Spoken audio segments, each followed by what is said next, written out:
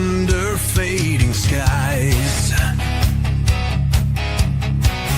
Tattered flags waving dreams in our eyes. The crowds roar like a storm on the wind. We're the underdogs fighting again.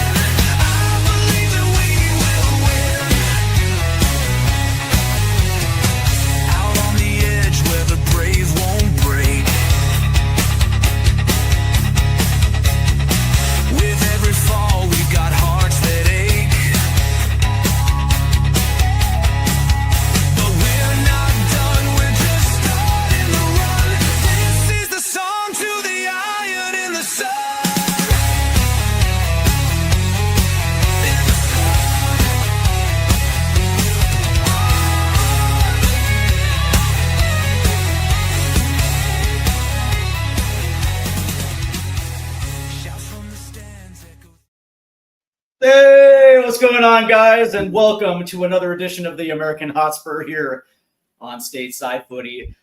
Today's show is also going to be simulcast on THFC TWD. Why? Because Tottenham never says die. Never. Never. Joining me this morning, making his Stateside Footy debut, the ever-talented Ashmatic of Spurs Kings TV. Ash, good morning, man. How you doing? Good morning. Shout out to all my USA homies. Big up to all my guys in the chat. People watching on the watch back. Yep. Big up Steve as well, man. Thank you for having me on. It's been a pleasure to be here. Absolutely, man. Absolutely, man. The interesting thing is as we get closer to the start of the season, I always like to reach out to to different content creators just to kind of get their idea of just exactly how this summer is progressing, their thoughts on exactly what this team is going to look like. I believe come August 15th when we line up against Burnley, game 1 of the new Premier League campaign. So again, man, I'm just happy to have you along, and I'm absolutely thrilled to have you. Thank you. Thrilled to be here. Well, let's get into it because we do have a quick few news and notes, and we're going to start off right here with this gentleman right here, and it looks like Major League Soccer has approached the captain Sun Heung-min. And it looks like they want to make him one of their designated players. There is an offer on the table that is valued in upwards of $45 million. And I think this is absolutely brilliant for Tottenham Hotspur, considering Sonny's age and considering the skill set, I would call it, to get a guy to come to Major League Soccer who has that type of cachet from Major League Soccer side, and especially LAFC. When you look at just exactly how that team is set up, to get a guy who literally can step in, start right away, and provide that goal production is something that I think that juice is going to be worth the squeeze for $45 million. But when you look at the city of LA and you understand that in LA there is the largest concentrated Korean population right there, so there's going to be a soft landing if Sonny decides to come to LA. When you look at this, Ash. And when you think about just exactly where Sonny is in his career, does this move make sense for him? Yeah, I think it does. I think a lot of people would look at Son, 33 years age, and they would say he's still a top player. He should stay in Europe. And if I look at his last performance in his last season, I think there was a considerable drop-off between how he performed last season and the season before last. Yeah. But you could say that about a lot of players. So it wasn't just Son. Yeah. But as the captain, you'd expect him to, and the most senior player, you'd expect him to be able to pull the team through, even if others aren't performing. But for whatever reason, that wasn't the case. And a lot of people are saying it's because of his age and he's lost a yard of pace. He's lost a little bit of dynamism, and the position he's playing out wide doesn't really suit him as much. I think the first season when Ange Postecoglou was there, they utilized him as a striker.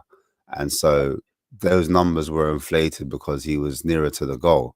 As you pulled him out wide on the left-hand side, he's got a lot more to do, and he's got essentially he's further away from the goal. So that's affected some of his numbers.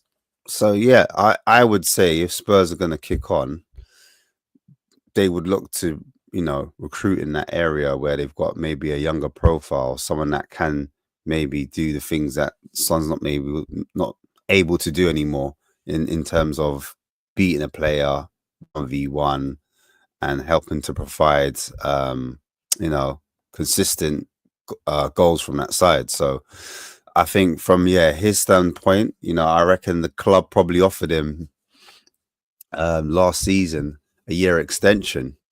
So the writers were on the wall. We already knew that, the clubs had plans to move him on. And so in my mind, at least, I was prepared for him to move on this season. And knowing that he won that Europa League, I didn't really want him to tarnish his legacy anymore. And by the sound of things and the reports that I've read, a lot of the staff and a lot of his teammates were expecting him to move on. So, yeah, I don't know if that answers your question, but that's how I'm pretty much looking at things. From the Tottenham side of things, I think it's a couple things. Number one, I don't know. I don't know if you'll agree with this, but I do think that a lot of Sonny's production throughout the course of the career was I don't want to say attributed. I don't think that's the right word, but a lot of it was played off the shoulder of Harry Kane. When Harry Kane was at the peak of his powers with Spurs, it made everybody around him better. And when defenses were keying in on trying to stop Harry Kane, it allowed Sonny more of a 1v1 situation where he was able to get out there. He was able to get out and pick up the pace off the shoulder of Harry Kane. When Harry Kane takes off and you don't necessarily have that focal piece at right there at the tip of the spear, and now all of a sudden you're asking Sonny to do something where I don't know, man. When you have Harry Kane on your team and you look at the production that Sonny has, naturally you're going to sit there and say, okay, cool, this guy does have the ability to potentially pick up the slack when that guy leaves. And now that you don't have it, it almost felt like he was put on an island, and maybe the spotlight might have been a little too big for him because he doesn't have that type of upper end goal production. It's good, but is it that good? I don't think so. But that being said, you mentioned how Ange Postecoglou was using him. That was an interesting season because in January, when he came back from the Asia Cup, that's when you started noticing his production kind of falling off a little bit. At the end of the 23-24 season, I think he only had 5 goals the rest of the way. He comes into last season, and again playing in a position where I just don't necessarily think he has the skill set, to manage that, especially the way Ange Postecoglou was asking his wingers to play, hugging the touchline. And not allowing necessarily allowing them freedom to drift inside to play a little bit more of a central role, where Sonny's a little bit closer to the goal. I think a combination of those two things and the fact that he was getting older just kind of, again, I don't like to use the word neutralized, but that seems like the accurate word. And now here we are in this stage of his career. I don't know if Thomas Frank necessarily knows exactly how to use them or what to do with them. Me personally, if Spurs get an offer that is upwards of £30 million, I would probably assume that's going to be an offer that they just really cannot refuse. Yeah, I remember coming back to the Kane point when we got to the Champions League final, and there was like a little run where Kane was out, and it was Lucas Moura and Son essentially running Spurs. Like they were the focal points, they were our outlets. And if you can remember his dynamism in that team, he was the one that was, I'll be the main man. I'm going to be the man to help Spurs get to the next level. And he scored a fantastic goal. I remember, if I'm wrong or right, he scored a massive goal against Man City. And he's had those type of clutch moments where he can get on his bike. But as you said, he was closer to goal. He wasn't out wide. And also, in terms of possession, we weren't a possession heavy based team at the time. Right. So there was times where, like, yeah, we would be aggressive in the press, try to win the ball high up. But there was times when we were happy to not have the ball and then like hit teams on the break. So yeah, now looking into this season, I was looking at the friendly at Reading and I thought it was interesting. I thought maybe Thomas would play Son a lot closer to the goal, but it seems to be that he still plays him out wide. Yeah. And he really suffered as a consequence. But it'll be interesting to see how he utilizes him in this game today. So, but either way, I think in terms of physicality and in terms of dynamism, that needs to be addressed either way, because in build up, from what I've seen, that's where Son goes wanting. And I think that's a real important key area we need to improve on when we're trying to get out and turn the momentum of the actual game.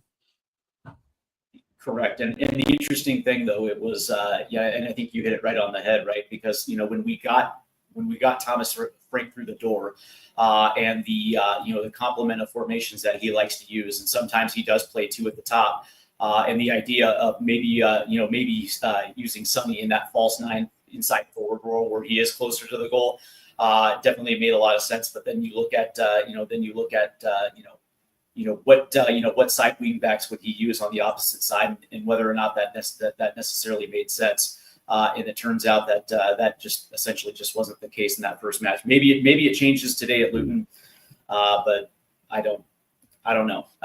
So moving on really quick, we're going to get to this gentleman right here, and it has come out that Mikey Moore has asked for a loan move away from Hotspur, a Hotspur way.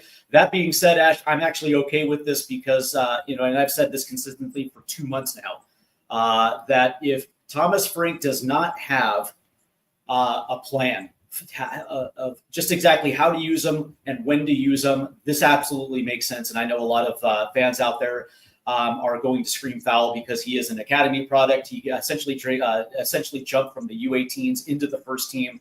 And when we did see Mikey Moore last year, there were times where he looked like he was the best player on the pitch. But there was also times where he looked like a boy amongst men in the Premier League. And when he ran up against more physical, more experienced right backs, he seemed to struggle quite a bit.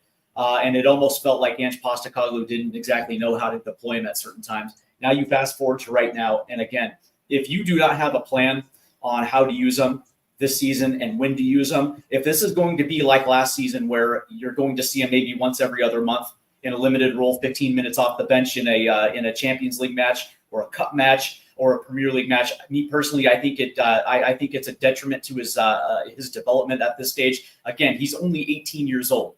This isn't bringing in, Brendan Johnson at 22 from Forest, where he's already had, a full season under his belt at the Premier League. It's just not that. It's not that type of situation, right? This guy absolutely needs to continue to develop. And I would probably assume that you're 3 years away from seeing the absolute top end of what that talent is going to look like at the Premier League. And so if you can find a loan that's A, pretty much close to London, or B, in a situation that has a good atmosphere, and a good environment in which to develop young players, and also it's a team that is probably going to push for promotion, I would probably assume that might be the environment that would be conducive for his development. And at this stage, I have no problem sending Mikey Moore out a full season loan. And especially when you look at the left wing side and the depth on the left wing side, the question almost answers itself considering the minutes that are going to be available.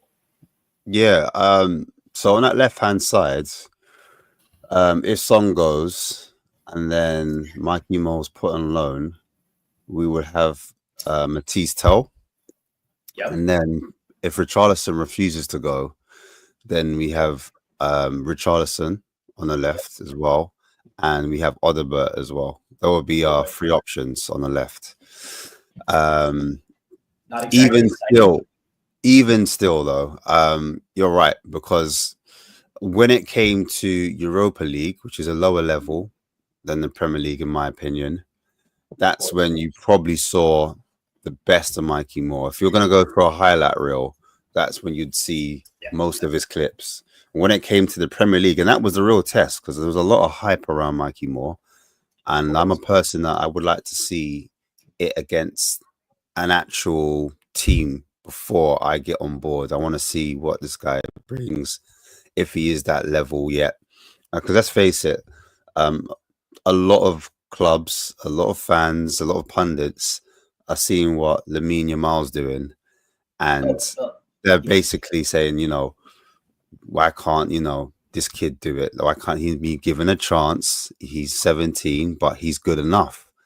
And so when he played Crystal Palace, that was the standout for me, because I was like, all right, let's see if he's able to deal with the physicality of the league, the pace of the league. And I think it was Chalobah, who was on loan from Chelsea at the time, and he was the one that shut him down. I remember I was like, okay, he's not quite physically ready yet.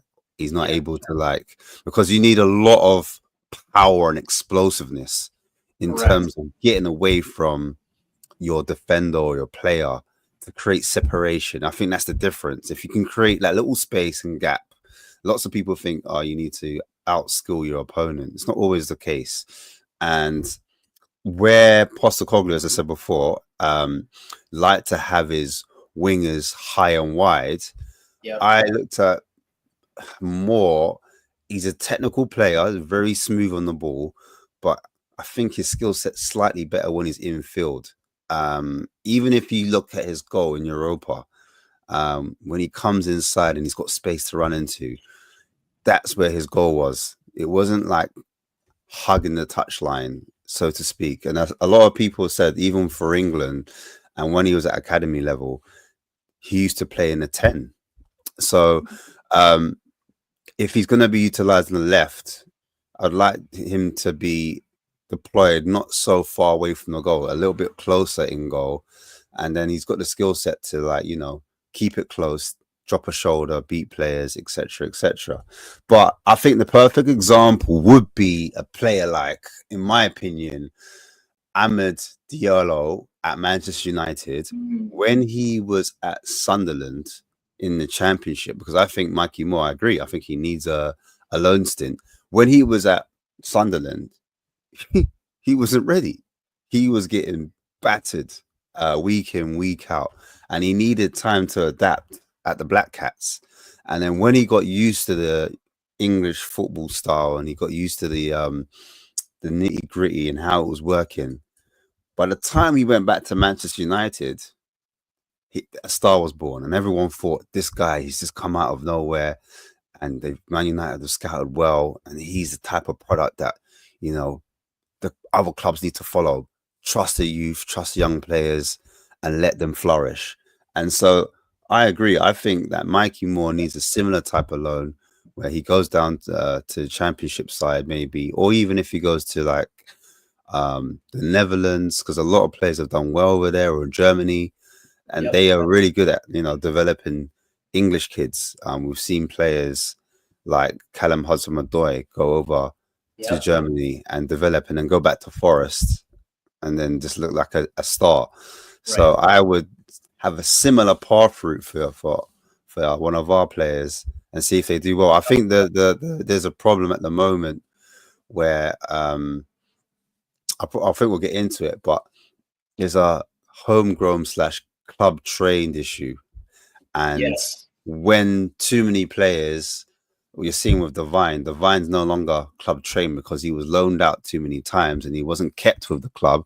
And I think that's where fans are panicking. If we keep loading out our young players and we don't give them minutes or keep them around the squad, we won't have enough club trained players that come into the squad eventually, not necessarily for this season, but seasons to come. And we're going to have to keep going through this cycle where we have this issue and we have to look who's our club trained players and maybe buy players or keep players that we don't necessarily want just to fill that quota. Yeah, yeah, we're definitely going to get into that as well too. But I just will say that you're absolutely right about Germany. And by the way, if Mikey Moore was loaned out to Borussia Dortmund, which is just a youth factory that continuously pumps out incredibly talented youth products that eventually have sold on and gone on to absolutely fantastic careers, American players notwithstanding. Just saying. But that being said, 1 year in Germany at that level, I would probably assume that Mikey Moore comes back and he hits the ground running. But that's just indicative of the German game. And if you think the English game is absolutely physical and fast, that's also the German game as well too. That is a physical league.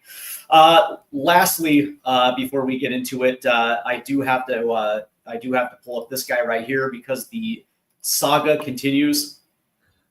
And of course, I think it was reported yesterday that Morgan Gibbs-White had left camp.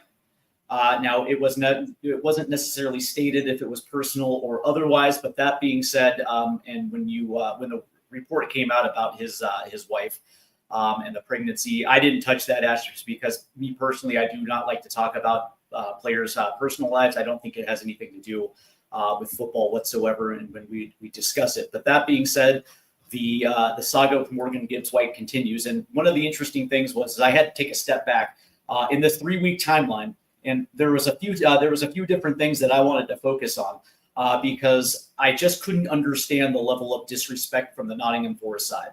When you consider that we kind of helped Nottingham Forest out a couple of years ago with PSR when we took Brendan Johnson off their hands and helped them out greatly. And when you look at the relative good nature between the both sides, it didn't necessarily make sense to me. And so I reached out to a friend of mine who happens to be a player's agent, and I just simply asked him, "Let me ask you a question real quick.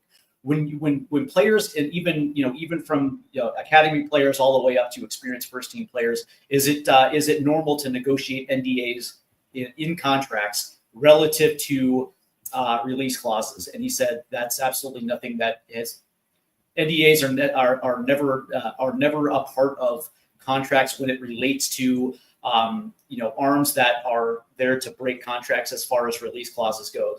When it comes to NDAs, it comes to relative operation, or that being said of the coach and the specific tactics and playbooks and things like that of a way that a team plays football. When it comes to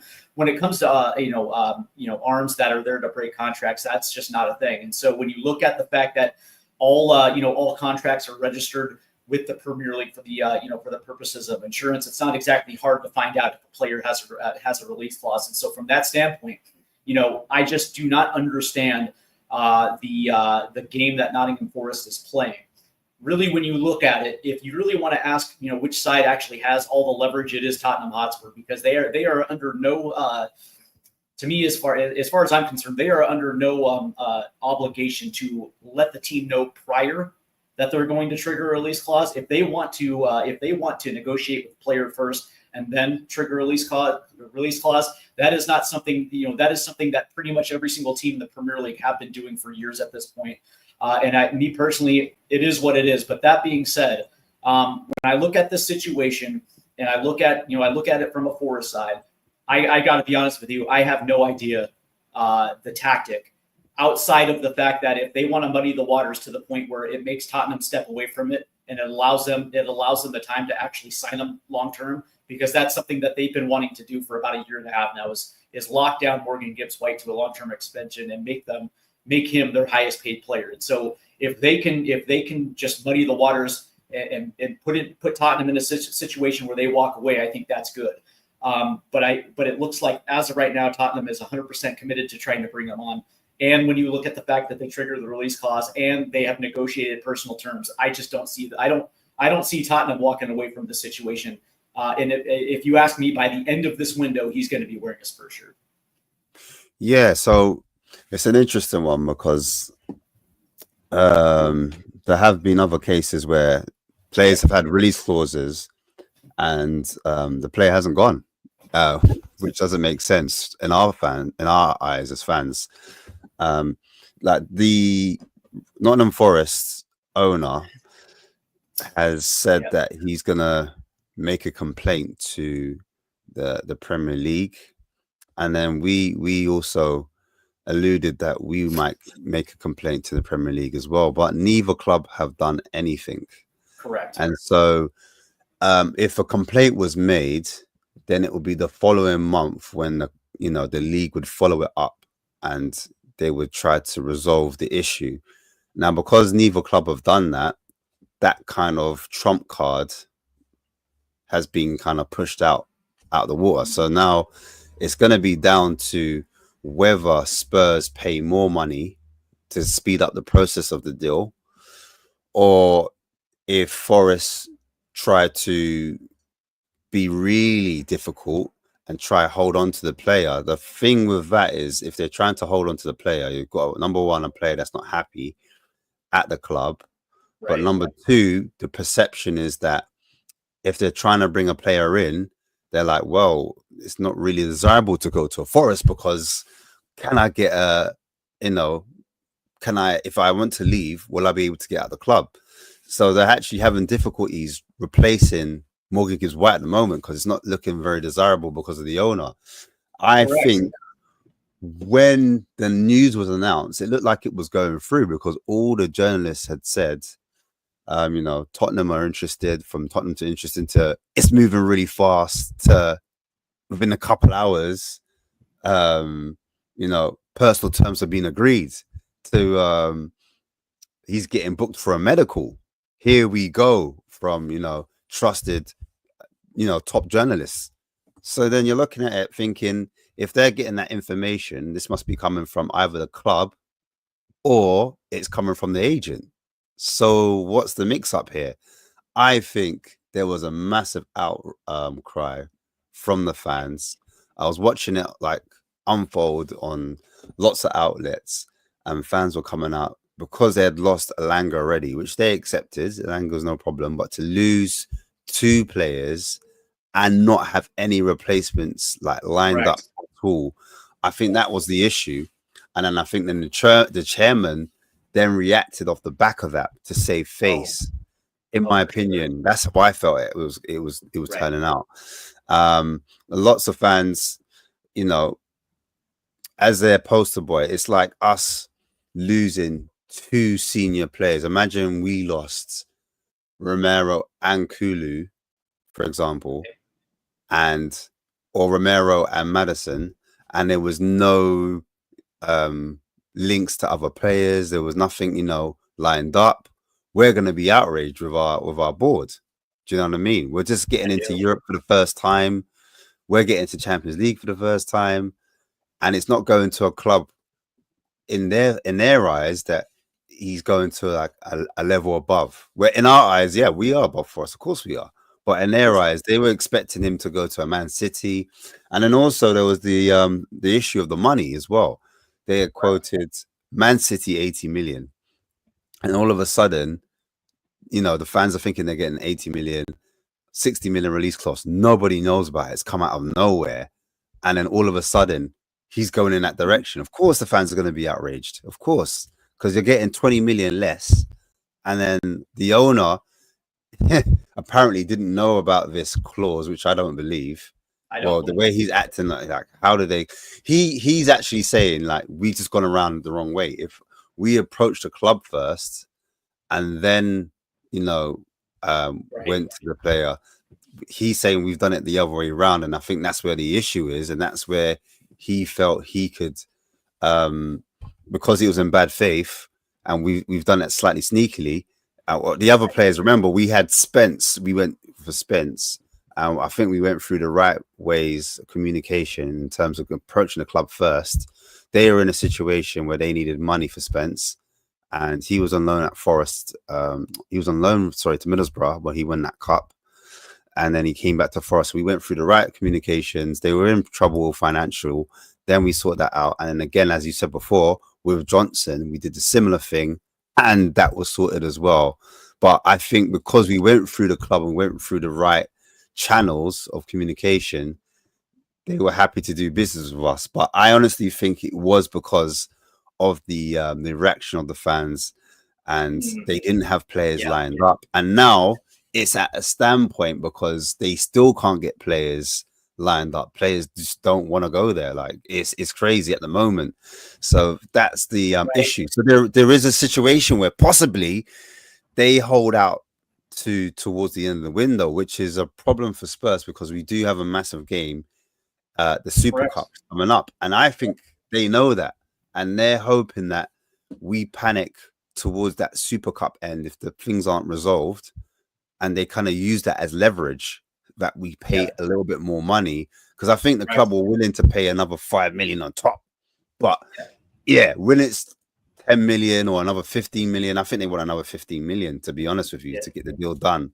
So if just out of curiosity, in your opinion, is what is too much for Morgan? Well, what price is too much for Morgan Gibbs White? It wouldn't sound as sexy if it was 75 million. I'll be honest with you.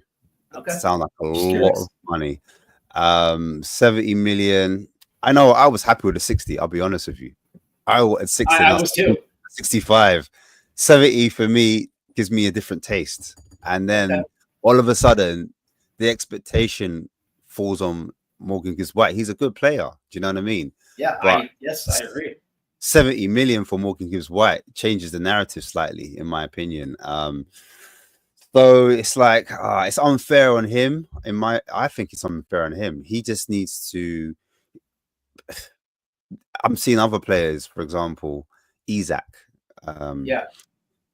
Not turn up training. Even Wisa at Brentford pulled out of his training camp to get the move done.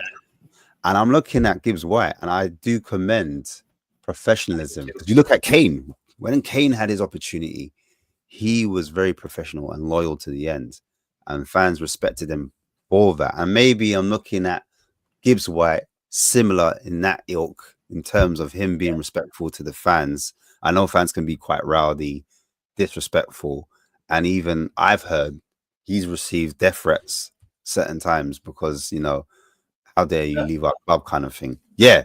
So I kind of get it from his point of view where he doesn't want to, disgruntle fans. He wants to do it the right way. But at the same time, if you want to get the move done, hand that transfer request in and just make things difficult. You could speed up the process for us and fans will get on board of it. If you handed in a request and you said, right, I'm not going to training anymore, I'm happy to take fines on, we will back you to the end. It doesn't matter of the actual price tag because you look like one of us. That's just my opinion. But yeah, I think 15 million on top changes the dynamics. The interesting thing is that you mentioned there were examples of there were an example of moves where a release clause was triggered and the player didn't come, and I would ask you, was that because of the team, or was it because of the player that couldn't come to terms necessarily on personal terms, right, with the club? And that would be the question that I would ask you, because in this situation, from everything that I've heard, the personal terms between Morgan Gibbs White, his camp, and Tottenham Hotspur, that is already taken care of. Right now, it is now just the situation between Nottingham Forest and Tottenham Hotspur. And again, I get back to the disrespect, because now Nottingham Forest are now having a problem getting players through the door. Because when they take a look at the situation, they wonder whether or not this is actually a good fit for their career at this stage. And I try to do my best to put myself in the shoes of the actual player. As far as I'm concerned, Morgan Gibbs White has done everything right for Nottingham Forest up to this point. And I think he's played himself into a situation where he has earned a move to a better club. Whether folks agree that Tottenham Tottenham is a Big Six club and that's a big step up, whatever, that's fine. Morgan Gibbs White has done everything right for Nottingham Forest, and then when you see Marinakis, the chairman right there of Nottingham Forest, muddy the waters to the point where he will go above and beyond to make sure that he keeps his player by hook or by crook, and now all of a sudden the player's looking at it like, dude, all I really want to do is put myself in a better situation to play Champions League football, to be in a better situation where I can win trophies. Every player has that desire to go to, to move on, potentially move on and go to a better club. And here you are impeding my movement, right? Not only is that bad for business for Nottingham Forest, but it's also, it's also going to turn players off to the point where they're going to look at it and say, yeah, guess what? That money is going to be available somewhere else as well, too. Yeah. At the same time, if you look at the example of a player that had a release clause and it was met, you look at Liverpool when they were trying to get Virgil van Dijk from Celtic. Now, he had a release clause and they met it, but Celtic didn't release the player, and it took them an extra 20 million to get that player through the door. So Van Dijk was meant to cost 50 million and then he ended up costing 70 million. So it might be a case where Spurs in the end might have to do that to get him through the door, no matter what we think in terms of, like, the player's point of view. Similar case with Elise. That never happened because the player ended up going to Bayern Munich in the end. So there are situations and there are cases where teams have hit release clauses and then personal terms have been met on the player's end, but for whatever reason, the other club, the selling club, haven't let that player go, and they're happy to kind of play hardball. You know what? It's like a reverse Levy, because Levy's really good at being stubborn in terms of letting players go, and he will not often gets the price he wants. But he's no stranger to this. When we got Maddison, Leicester were in a situation where they were relegated, and they were holding out for 60 million for Maddison. And what Levy did, he just held out until it became, it came into August, and they were almost forced to let Maddison go for less because they needed the money. The difference is, obviously, we had like a Harry Winks as well that kind of softened the blow, and we were able to negotiate from there. But this one, it's we don't have the same situation. Even like Mickey van der Ven, I don't know if you remember that deal. Mickey van der Ven, we negotiated that deal for less than the price that he went for, and then that one kind of stalled and that dragged out, and he only had like, I think it was like one game pre-season, or it was just a few days before the Premier League started, he got to get integrated into the side. So I could see exactly the same thing happening with Morgan Gibbs-White, where it's dragged out and he misses a part of this Asian tour, and effectively the club want to get this one sorted before they move on other targets. Equally, before I move on, we do have this player situation where the club wants players out before we get players in.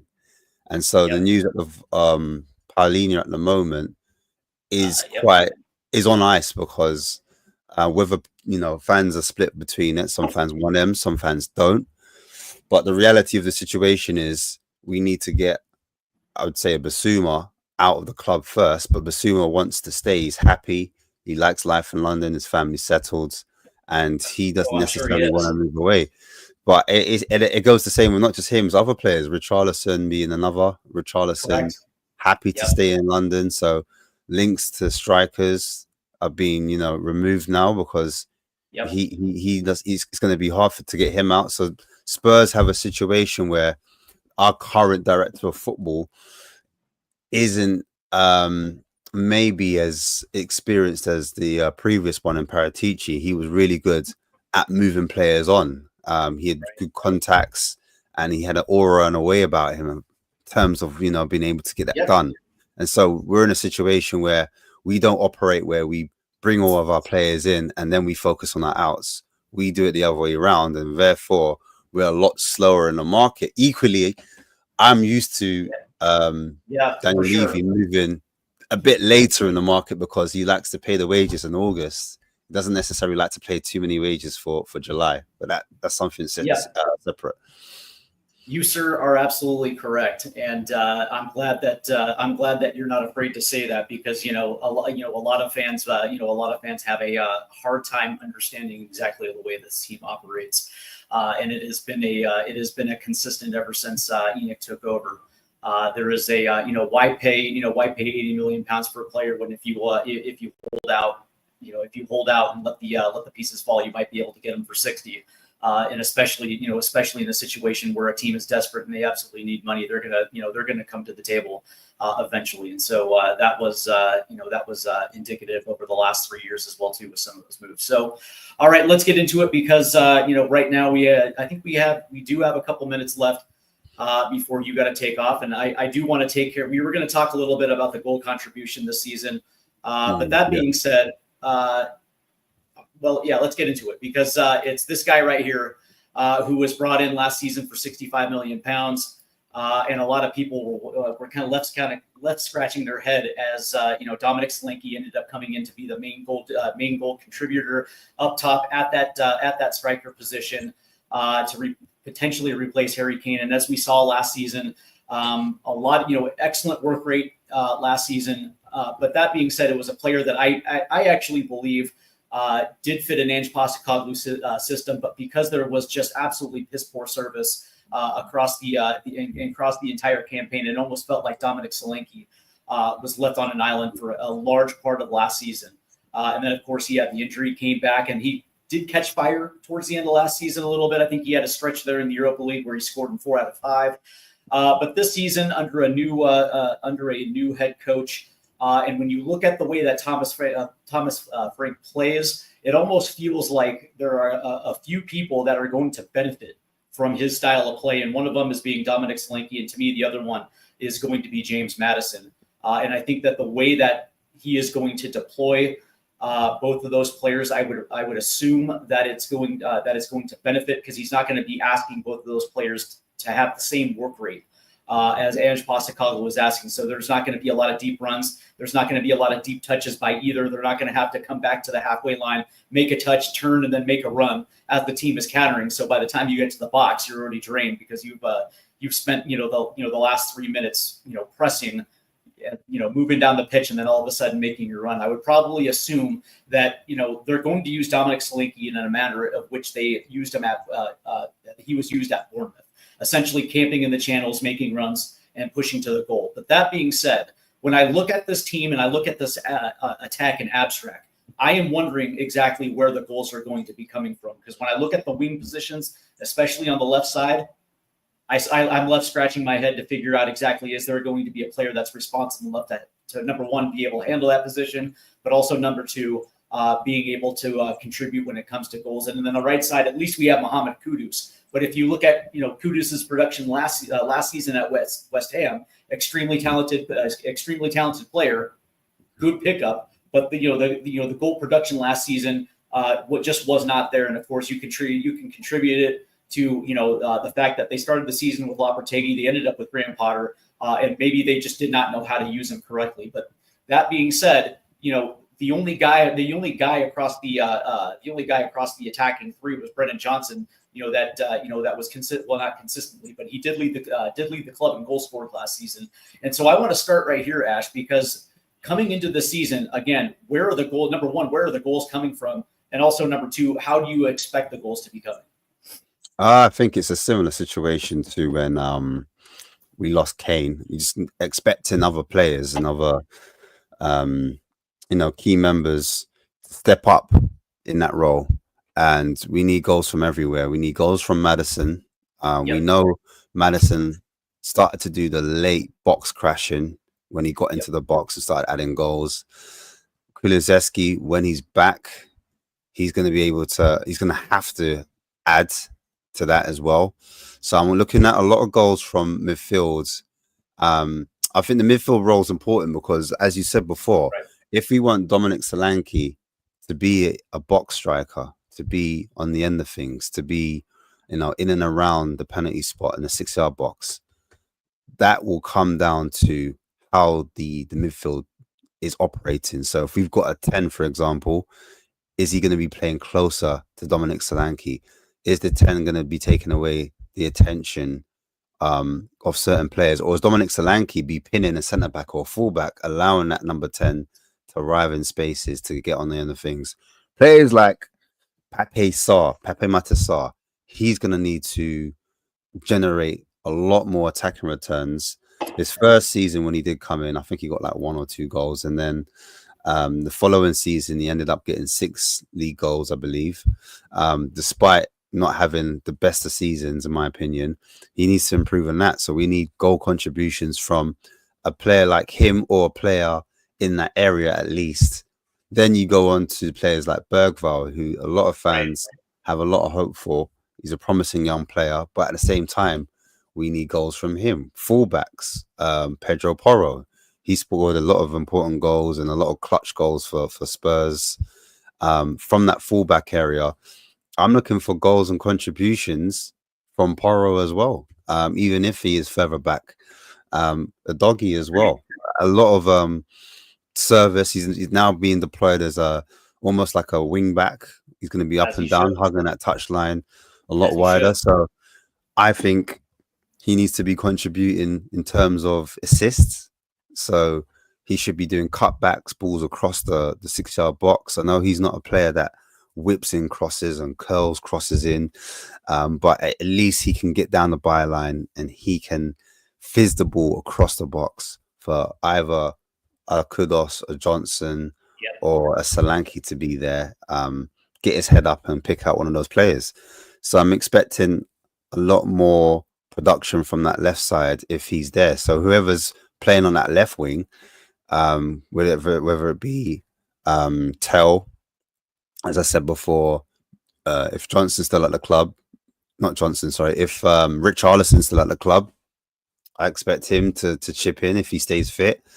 And maybe even Odobert. Odobert needs to be, he needs a lot more refinement in his end products, because we know he's got the technical ability, but it's what follows it. Can he produce from either wing if he does get his time? If he comes off the bench, or if he starts certain games in the cups or whatever, he needs to be producing and needs to be knocking on the door. If not, we do have serious issues in that front line, because we did see last season it was a problem, in my opinion. There was games where, like, on the face of it, we were like going to be one of the first teams to have like a positive goal difference and finish 17th. Obviously it didn't end that way because we did concede too much, but for a large portion of the season, their narrative was, and from like a lot of pundits, they were saying, Spurs still score a lot of goals, what's going on? But in my opinion, it was because when we did play a few games, we blew teams away, and that kind of, it kind of blew up the amount of goals we scored, because it was like we beat a team by 4 or 3 goals. And it was a cluster. It wasn't even like we battered teams throughout 90 minutes. It would be over a period where we would just have a quick transition and we would hit teams and we would score, and then the game would be over. So it was still an issue last season. There was games that we lost 2-1, 1-0, so we didn't have the end product.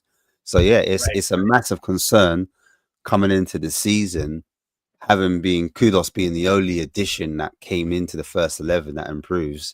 And even as you said before, with his goal return, he only got 5. Having said that, he was shoehorned into positions because Bowen was their favored forward, and he plays on the right hand side.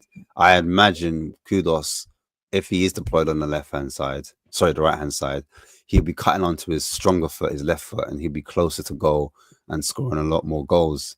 That's what one would hope. But the interesting thing, by the way, is in that first preseason game, especially in the first half, when you saw exactly how the squad was deployed, 3 in the back attacking forward, and it almost felt like it was a 3-5-2. Mikey Moore was shaded in a little bit more centrally, and it looked like they were attacking high with 2 high 10s on both sides. And when you looked at Destiny Udogie bombing up that left-hand side, almost playing that wing-back position, when you looked on the other side of the pitch, it looked like Brendan Johnson was trying to play a little bit off the shoulder of Dominic Solanke, a little bit underneath as Solanke was up top. And I actually think that when you look at this team as it's currently constructed, and when you think about the fact that Brendan Johnson, not necessarily a winger, but he can also play that inside forward position. When you look at Matisse Tell, developed as a striker, but has been playing on the left-hand side for the majority of the time at Spurs. There's a lot of guys that aren't necessarily natural natural in the positions in which they're being played. And I would probably just assume that it's going to be a little bit indicative of Thomas Frank to understand that, number one, and also deploy a tactic that's going to play to the strengths of the team. And again, that's when I look at it. It's like, okay, well, here's the thing. I do agree with you with the fact that Destiny Udogie doesn't necessarily have that upper end crossing ability, but Pedro Porro certainly does. And so if you're going to deploy that type of tactic, then it's going to be interesting to see exactly how that's going to transpire on the other side of the pitch, especially coming forward. Because to me, I do not have a problem if it's Sonny that's going to shade a little bit in off that left hand side, or if it's Matisse Tell, or even if they deploy a guy like Brendan Johnson in that position as well, to understanding that he's going to be crashing the box from that left hand side with Pedro Porro playing balls in. Me personally, I just look at this as a potential opportunity for Thomas Frank to understand exactly what type of team that he has, and understanding putting certain players in a position to play to their strengths. And me personally, I don't have a problem with two up top. I actually think it makes more sense than trying to play a double pivot, with four attacking, whether it's wide or whether it's narrow. I just think it plays better, especially to the talent that this team has. Yeah, I agree, man. 3-5-2. Whether that be in possession or out of possession makes sense, because we've got two wing backs that can get up and down. They were wing backs at their previous clubs. Correct. So that suits their actual profile. And then also, as you said before, Brennan Johnson, even at Forest, he actually played as a striker at times, and even when he was on the right hand side, he played with a lot more space in behind. So if Spurs are going to play in a manner where we kind of bait the press, meaning that we play a little bit deeper or more centrally, that would allow a little bit more space in behind for players to run in behind, and that would suit players like you said, Son or Johnson or whatever attacker we have. If there's space, then that's the objective, to get in behind and score the goals. That makes it easier as opposed to have a defensive line that's high up and the wingers ultra wide away from the goal. They don't have the skill set. We're trying to pin teams in, but there's no space to run in behind. It kind of like makes it a lot difficult, especially if we don't have those type of players in the squad where we've got players that can control games constantly. Because other than Madison, there's not many players in our team that can control a game, dictate the tempo, slow it down, play those difficult passes in between lines when teams want to sit in and be really compact in a deep defensive block. So if we had a lot of technical players like a Man City, where they had a Foden, remember they had Silva, they've got many players, even though they've recruited the Reinders in now. They've got Cherky now as well. Even their wingers are quite technical. If you look at Doku, he's really good at taking players on, whether he's on the outside or on the inside. He could do it either way. Even some of their fullbacks, when they had Vardial, he's a centre back, by the way. When he was deployed as a left back, he was technical enough to come inside and do things and get on the end of things and score goals. But anyway, that's Man City. I'm just trying to make the example that they had the profile. They had the profile players to play possession-based football and squeeze the pitch and hold on to it and defend while resting with the ball, whereas Spurs didn't have too many of those type of players, if that makes sense, to kind of, I know 100%. And also, it's also worth mentioning that when Brendan Johnson was playing a little bit more centrally and higher up the pitch with Nottingham Forest, who was serving him? Who was playing him playing him in? That would be Morgan Gibbs White. So there's there is a reasoning, there is a method behind the madness when it comes to certain transfer targets. But listen, Ash, we are coming up on the hour, and I do believe that you, sir, have to take off as you're getting ready for the first leg of the doubleheader today, which is the Wycombe Wanderers. Quickly, when it comes to Wycombe, what is your expectation? For the game, I think the first, it looks like for me, it's going to be the kids. Yep. Maybe I'm assuming the kids would be the first game, Yeah. and the second game would be more the senior team, and so it will reflect in that result. I think he just wants to see as many prospects as possible in terms of who he wants to send out on loan, who we could potentially put on the B list / A list in terms of club trained players for the Champions League, because we're going to need one or two of those. And then, yeah, I just think he wants to get, like he said, wants to get minutes in the legs so they get ready for that important PSG game. And then tactically, you can also see he's going to have an idea before he came. He saw what happened with Red, and we spoke about that slightly. And I think he just wants to take another closer look at players in real time, how they perform, who's up for it, who's hungry, what works, and then take it from there. And then also he's going to see like what he needs as well. He's going to look at players, especially playing in the midfield role. Correct. Are they up to the level that he thinks that can compete on all four fronts? Because that's what he said. He needs the players to compete in all four fronts. Are they ready for that Champions League nights? And I understand like lots of players are motivated to stay because of that. But at the same time, we need to act like a top six or a big six club and be ruthless and get players out the door and say, look, you know, when Maresca first came to Chelsea, he said, these are my players. Yep. The others are just training, you know, and that let players know straight away, wow, I need to go and find another club. So I think Spurs need to move in a similar fashion. And I know like Langer's been on videos, you know, walking along with Thomas Frank, looks cute, but we don't need that. We need ruthlessness.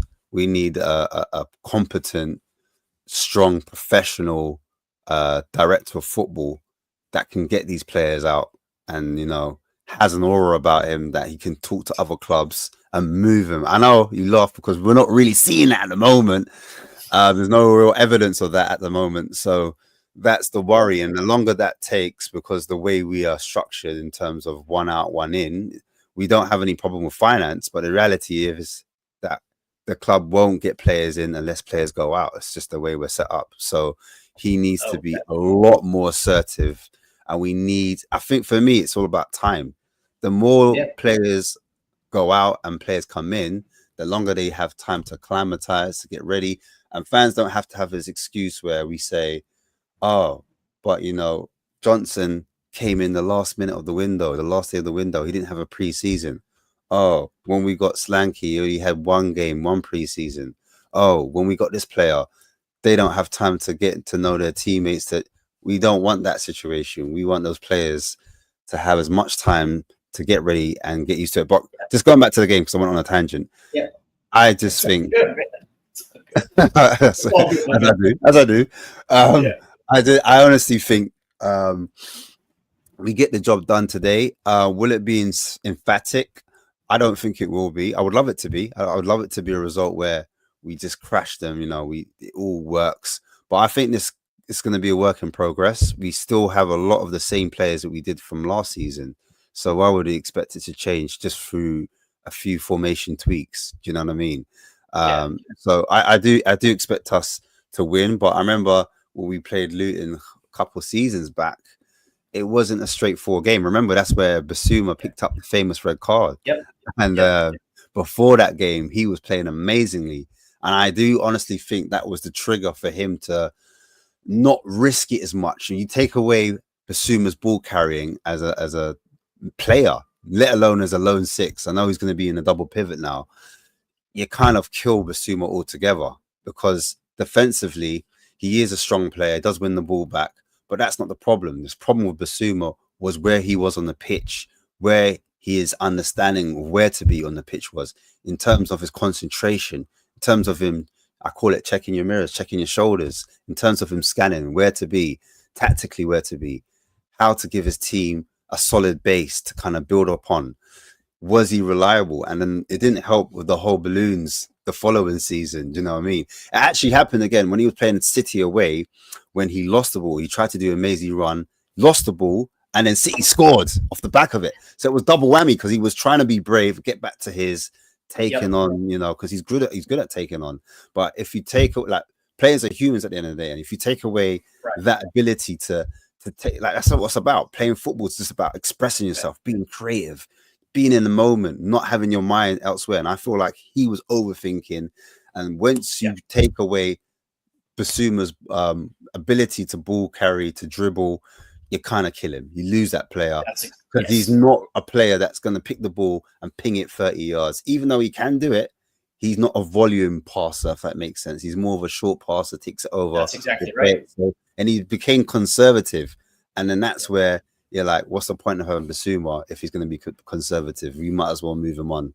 And he's not dual winning. If he's not dual winning either, then it's affected his whole game. We don't have a player in his rightful position. Remember when he was at Brighton, he was playing against us. He was excellent, do you know? And then he come to Spurs and everyone's like, we haven't seen a Brighton Basuma. So those are the type of players I expect to, they're going to want to stay, but will they perform? I don't know, Well, I think today is going to be interesting, right? Because I agree with you. I think that first game at Hotspur Way is going to be loaded with a lot of young kids, a lot of bubble players that are surrounding that first team, right? I think it's going to be the second game at Luton is going to be the more telling, right? Because obviously you're going to see a lot of players travel to Luton that are going to consist of what will be eventually our starting 11 come Burnley at the start of the season, right? The interesting thing is going to see exactly which kids actually make that trip to Luton, right? The Lucas Bergvalls, the Archie Grays, the Luka Vuskovic type players that will make that trek. On the inverse, also some of the potential experienced players that are going to be left behind, right? The Ben Davises of the world, maybe a Kevin Danso. Maybe even an Yves Basuma being left behind, which I don't know how you feel about this, but to me that will say everything we need to know exactly what those plans are for certain senior players moving forward. And I think it would also glean a lot of information about who is actually going to be going on that Asia tour, right? Where I don't know, man. I just get I get the impression that there's going to be certain players left behind, and it's going to speak volumes exactly what their future at Hotspur Way are going to be. But Ash, I do appreciate your time today. I know that we are up against it right now, so I want to say thank you, and I also want to let everybody who's tuning in the chat to head over to Spurs Kings TV and watch that incredibly talented show. It's one of my favorite shows on YouTube as well too. So Ash, thank you very much, my guy. Thanks for having me on, man. Yeah, absolutely, man. Thanks, Steve. Big up the chat as always. Make sure you do like and subscribe to this wonderful channel, man. Stateside Footy. That's exactly right, man. That's exactly right, man. Us folks over here in the U.S. also represent Tottenham Hotspur really hard. So come on, you Spurs. Come on, you Spurs. Have a great day, guys.